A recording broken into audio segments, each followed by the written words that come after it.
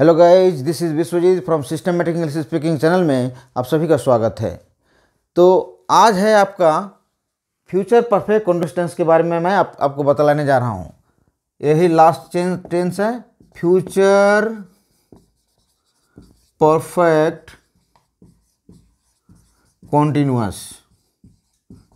Continuous tense. अब ये क्यों बाकी रहेगा ये भी सीख लीजिए। तो इसमें क्या है, पहले आपको उदाहरण देखिए, उसके बाद डिफिनेशन समझिएगा। वहाँ ये भी फिक्स टाइम में कीजिएगा तो अच्छा रहेगा। वह 2 बजे तक खेलता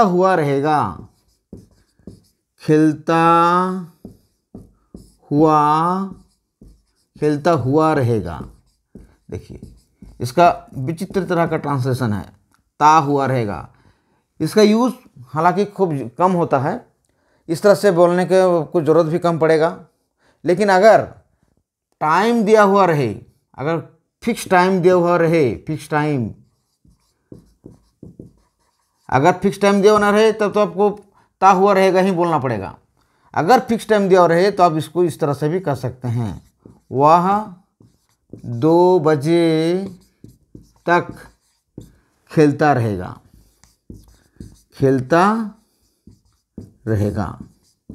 तब चलेगा।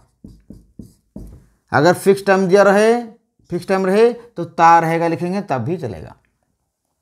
अगर फिक्स टाइम दिया ना रहे, अगर यह टाइम दिया ना रहे तो आपको ता हुआ रहेगा ही बोलना पड़ेगा। इसका इंग्लिश क्या होता है, ही will have been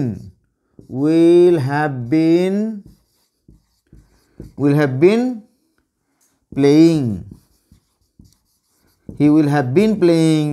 2 बजे तक, till 2 o'clock, इस तरह से करना है।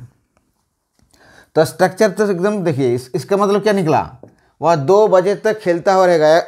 अर्थात अगर फिक्स टाइम तक कोई काम भविष्य में एकदम अंतिम समय तक अगर होता रहे तो उसे फ्यूचर परफेक्ट कंटीन्यूअस टेंस समझा जाता है। अर्थात जब कोई काम फ्यूचर में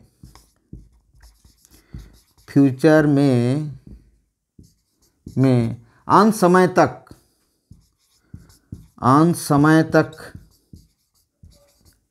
तक होता रहे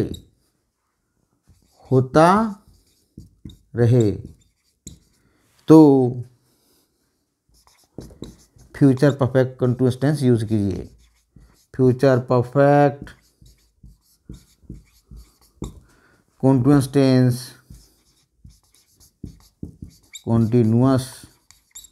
टेंस यूज होता है।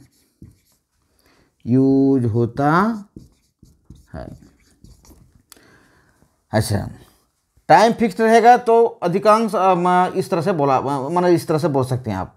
उस समय आप ता हुआ रहेगा, ते हुई रहेगी, इस तरह नहीं बोलता है कोई। लेकिन टाइम अगर दिया हुआ नहीं रहेगा तब तो आपको इसी तरह से बोलना पड़ेगा, खेलता हुआ रहेगा, नहीं तो फ्यूचर कंटीन्यूअस हो जाएगा। अगर टाइम दिया हुआ नहीं रहेगा, अगर आप इस तरह से बोलिएगा, अगर इसके बिना अगर इस तरह से बोलिएगा तो फ्यूचर कंटीन्यूअस हो जाएगा। लेकिन अगर टाइम दिया रहेगा तो फिर फ्यूचर कंटीन्यूअस नहीं होगा, तब हो जाएगा फ्यूचर परफेक्ट कंटीन्यूअस। बस इतना ही आपको ठीक से बारीकी से समझना है और कुछ नहीं। अब इसका स्ट्रक्चर हुआ, स्ट्रक्चर भी बहुत सिंपल है। एग्जाम्पल देखिए, स्ट्रक्चर क्या होता है इसका। स्ट्रक्चर तो देख के ही समझ जाइएगा। सब्जेक्ट प्लस सेल छोड़ देते हैं, will have been plus before plus object plus other, बस इतना ही है, यही इसका स्ट्रक्चर है।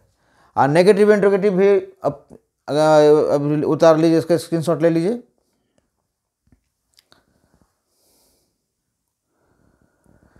ओके, देखिए अब क्या होता है, नेगेटिव इंट्रोगेटिव क्या है।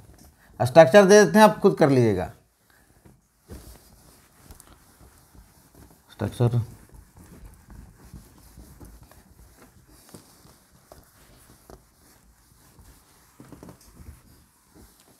अब स्ट्रक्चर तो पहला का दे दिए हैं। अब नेगेटिव में क्या होता है? नेगेटिव में होगा subject plus will plus have plus not been, बस बीन के आगे नॉट लगाना है, not been plus V4 plus dot dot dot dot. Yes question में क्या करना है? सब इसी तरह से करते जाना है। विल पहले आ जाएगा, will plus subject plus have been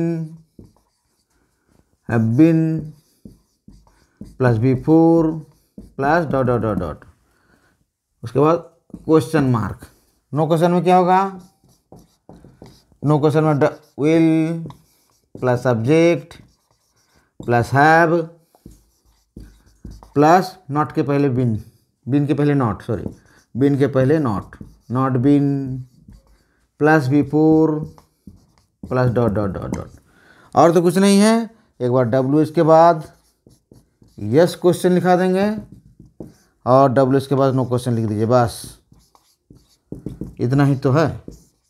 अब नेक्स्ट क्लास होगा, नेक्स्ट क्लास तैयार रहिए। Next class all the WH questions, WH की जानकारी देंगे।